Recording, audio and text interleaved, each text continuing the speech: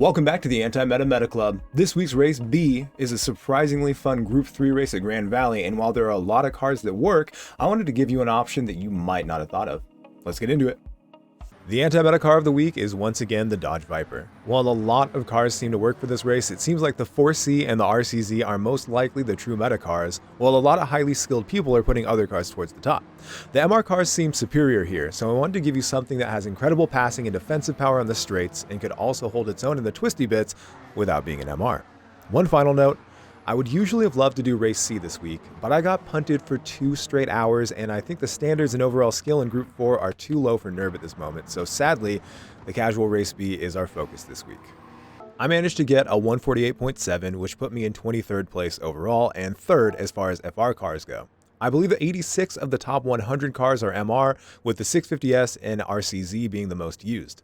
The GTR is the main outlier when it comes to non-MR cars, and I ended up choosing the Viper because it was the most competitive car that wasn't yet in the top 100 before I put it there. Approaching the first corner, you don't need to start all the way off to the right to manage this first kink, you just need to get to the 300-foot board and then you're going to hit the brakes. As I'm braking, I want you to notice that I'm aiming just for the middle of the track. We're not going to fully turn into the 100-meter board, but you don't need to hug the left as you're approaching the turn. Trail braking into second gear, you want to hug the apex and just stay on it. You want to treat it like a long apex rather than a late or a double apex. You want to avoid the inside curb as you get on the throttle, and you want to be on the throttle in third gear. As you track out, you of course want to make sure you don't hit that wall and come all the way off that curb before you get to the dirt. As you track out, you don't actually need to set up really wide for this next left-hander. The left-hander is barely a turn. You're going to stay full throttle after going just about to the middle of the track, and then I want you to put your left tires just past the asphalt, but not quite in the dirt.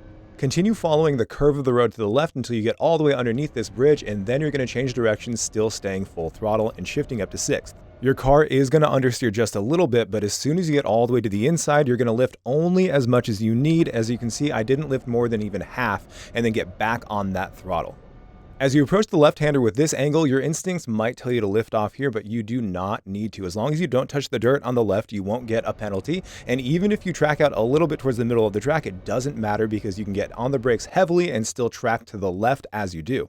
Your braking point is going to be about 2 of these posts before the 300-foot board. As you can see, I'm on the brakes right here according to the replay, but sometimes the replays lie. I did not hit the brakes until I was very close to the 300. Continuing to approach the left side of the track as you brake heavily, you're not going to turn in until right before the 100-foot board. You want to be in second gear as you turn in, then downshift to first to get it to rotate more before then coming entirely off the brakes, back up to second gear, back on the throttle gently to make sure you don't get any oversteer, and then make sure you shift to third early, also making sure that you don't steer too much because that can make you oversteer there. Get to the right side of the track and align yourself with the dirt before looking for the 100-foot board, and right before then is when you want to start turning in but staying full throttle as you do so. Gradually lift off the throttle as you turn in, and as you cross this yellow line, that's when you're going to add just a little bit of brake. As you cross the yellow line, you're going to downshift to third gear, continuing to trail brake in. As you cross it again, which is inevitable, you're then going to downshift to second gear, continuing to add more steering as you brake into the corner. You should come entirely off the brakes just briefly, then back on the throttle, making sure to neutralize your steering as you get on the throttle because it can oversteer there. After changing direction and hitting this apex, you want to come off the throttle just barely to make sure your car doesn't slide, and then back on it fully, trying to track all the way out to this wall. There are not a lot of precise things that you can look at to note when you should brake, but if you look really carefully right here, there are some tire marks, and if you approach this wall correctly, as soon as you intersect that with your line, that's when you want to hit the brakes and downshift. Trail braking in, you can dip down to second gear to get it to rotate just a little bit more, and then back on the throttle in third gear just briefly. I aim to be just left of the center of the track right here, and I brake when the entirety of my car is past this white sign that goes over the track. Brake, get down to second gear, immediately turn in, and then dip down all the way to first gear to get it to rotate, then back up to second gear as soon as you hit that apex and gently get on the throttle here. As you can see, I wasn't even gentle enough, got a little bit of oversteer, but it didn't slow me down too much. Here, if you do touch the dirt, you will get a penalty, so you need to avoid that as well. Looking for the 100 board right here, you're going to brake and turn in immediately, getting down to second gear as quickly as you can and trail braking all the way to the point where you get to the apex. Keeping an eye on the WeatherTech banner across the track, that's about when I want to come off the brakes and then add throttle in third gear. Rather than sacrifice this exit to get a really good exit for the next corner, I just like to get on the throttle as heavily as I can, and then I'm going to look for this dark part of the track right here. At that point, I'm going to switch directions before then adding a little bit of brake, downshifting to second gear, and getting the car to rotate as quickly as I can. Essentially, this is going to turn this corner into a double apex, and I want to be in third gear and on the throttle as early as I can. Obviously, I completely missed the second apex there, but with enough experience, I knew that I could make this corner without hitting the wall, so I decided to get on the throttle, and carrying that much speed as well as getting on the throttle early is key to getting a good lap time here, rather than focusing entirely on just hitting the apex without thinking about your speed. Looking for the 100 board, right before we get to that, you want to hit the brakes. It's important to brake very heavily and in a straight line initially, but you're going to turn in at the very first concrete post, getting all the way down to second gear and making sure that you keep a lot of brake pressure all the way up to the apex. This uphill section can be really tricky, and if you come off the brakes too early, it will make you understeer. Once the car's settled into the corner, get up to third gear and very, very gently get on the throttle. You want to stay to the inside without going up on that curb because that will make you oversteer. Coming out of the tunnel, I focus on a few things. Firstly, I should be all the way in the right lane, aim towards the middle. I should be in third gear, and I should be adding just a little bit of full throttle before the next braking point. When your nose gets to this sign right here, you're going to brake, downshift to second gear, and immediately turn in, trying to get really close to this cone here without touching it. Once you get to the apex, you want to be in third gear and then adding as much throttle as you can before then going full throttle once the nose of your car points to the left of the curb in the distance. After aiming sufficiently enough to the left, you should get full throttle for just a brief moment before then changing directions as you go over the double yellow lines. Feathering the throttle as you go over that curb, making sure you don't hit those cones and making sure you don't go too much past this dirt right here is super important, but you need to get on that throttle as early as you possibly can.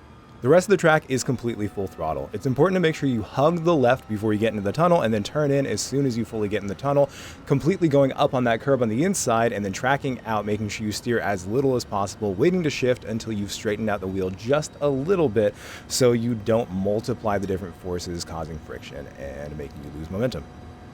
It seems like the white lines no longer give you dirty tires. I'm not 100% certain, but as you can see, I was able to stay on the white line as I braked, and it didn't seem to extend the braking distance or make me slide as I turned into the corner. With that said, there were still some white lines that I avoided towards the end of the lap because it did seem like it made me slide about half the time, but it could be that I was just driving weird or that I put the tires all the way in the dirt or some other known force. So I don't avoid the white line on the first corner, but I was avoiding them on some subsequent corners, and I will point that out when we get there. Since you can see where I'm shifting, I didn't explicitly state it, but you should shift a little bit after 80% approximately. This corner right here is probably the trickiest. If you aren't very careful with the throttle, it can make you slide really easily, and if you slide at all there, it's going to completely ruin your lap time. This corner is really interesting. A lot of people set up way to the right, but in reality, you just want to get the car to rotate as fast as you can. This right here is where I avoid the white line, and on the inside here. You could use a lot more of the track, but it does seem like sometimes you get dirty tires if you use those white lines. Like I mentioned in the breakdown, it's more important to get the car to rotate, keep up your momentum, and get on the throttle as early as you can. Obviously, I could have actually hit that apex, and I would have probably gone a lot faster, but there comes a point where you realize that you may have missed the apex, but it's going to be more beneficial to you to just get on the throttle as early as you can. Now, in a perfect world, of course, I'd be able to do all those things and hit the apex, which would, of course, get me a much better lap time, but I definitely think this was good enough, and it got the point across. The final chicane is really tricky because 99 times out of 100, if you touch the cones whatsoever, you're going to get a big penalty. I have been able to hit the cones just barely and not get a penalty, but almost every single other time I've gotten a penalty, so you do want to do whatever you can to avoid touching those cones. It's really, really terrible, though, because you have to go through it as fast as you possibly can and get on the throttle super early, but you just got to do what you can. This week's race is a race B, which means there's absolutely no strategy besides the actual strategy of where you place your car, how you drive the car, passing and that kind of stuff. But when it comes to a pit strategy, a tire strategy, a fuel strategy, it just doesn't exist this week. Initially, I was very excited to do a guide for race C. Even though it's an incredibly long lap and it would have taken me 6 hours, I usually really love making a guide for Nürburgring, and I usually love racing there. I do think the race itself will probably be pretty good if I can get a good race, but after 2 hours of trying, getting punted 4 consecutive races in a row, I decided it just wasn't worth it, and I figured if I'm having that bad of an experience in the top split, then most likely the rest of you guys in the top split or not are probably having bad experiences in that race as well. Luckily, race B is Group 3, and it's at Grand Valley, which I absolutely love, and most people do love Group 3, though it is getting pretty stale. I think we can all agree that, but if you're still playing Gran Turismo 7 in 2025, you're probably used to Group 3, or you even like it, like I do. Now, with so many cars available, I think I've mentioned this a couple times in the guide so far, I wanted to give you an option that might be a really good antithesis to the various cars that may or may not be the actual meta. Almost all of the cars that seem to work really well here kind of have similar characteristics. Like I mentioned before, something like 86 of the top 100 cars are MR, and the cars that are not MR are either driven by people who are just punching above the car's weight, or it's the GTR, which is it's not really a hybrid. It's not at all like an MR, it just happens to be really nimble and really grippy for an FR car. With the way that the Bape works, in general, MR cars are really, really nimble, but they don't quite have the same acceleration or top speed that the FR cars do. And while the Viper seems like it's kind of a tank, it is a really big car, or at least it feels big, it feels heavy. It's actually really nimble as well, and if you can tame it, you can get to do some pretty amazing things.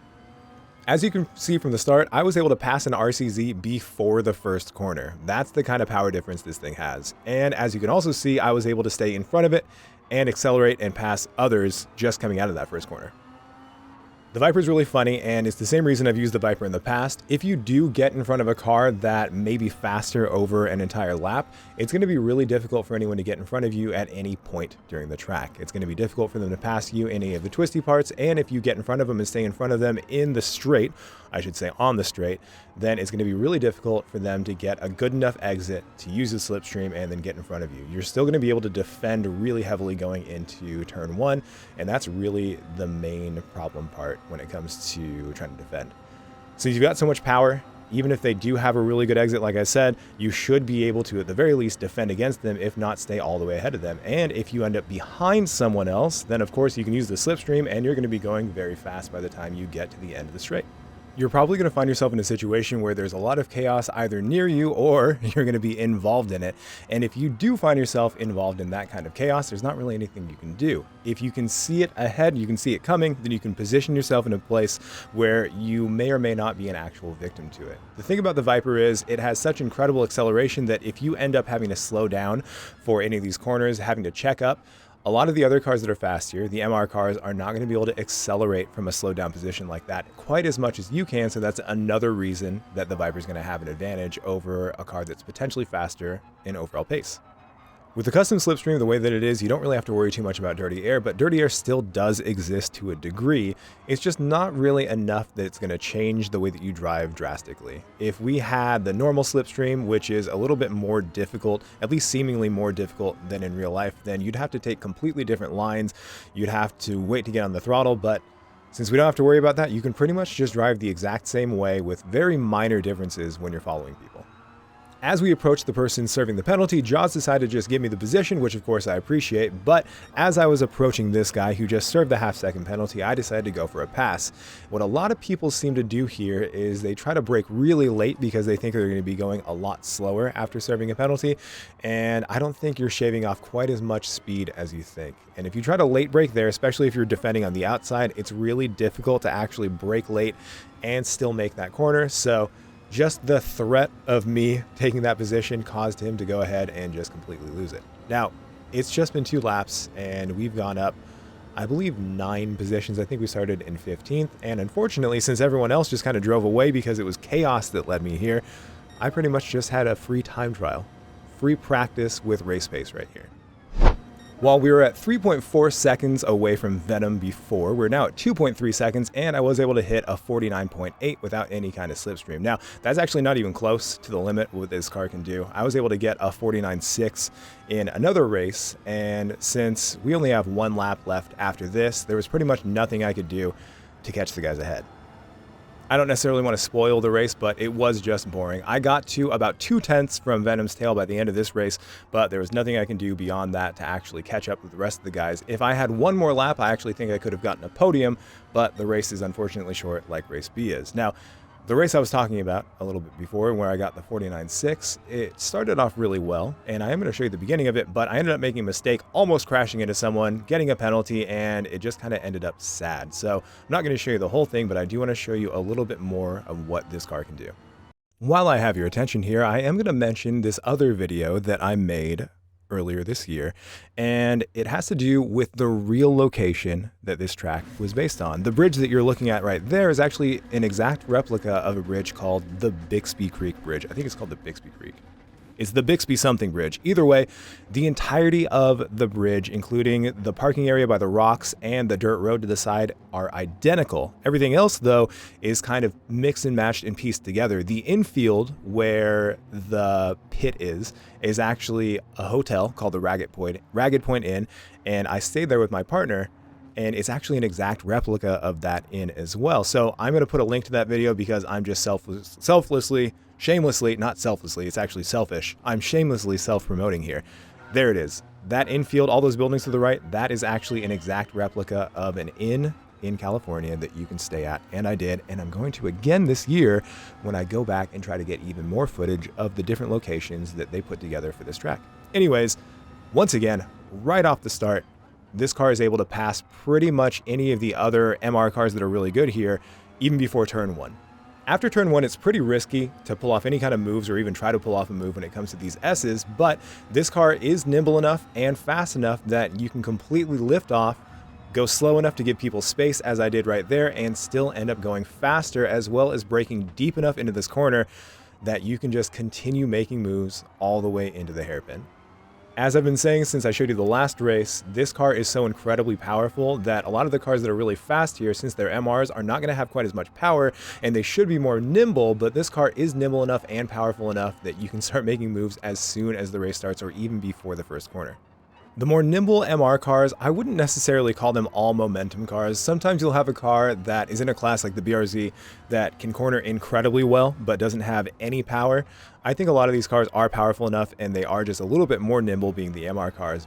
But with that said, the downfall of the more handling focused cars is if you make a mistake in the handling section, then any powerful car is going to be able to take advantage of that and just blow right by you.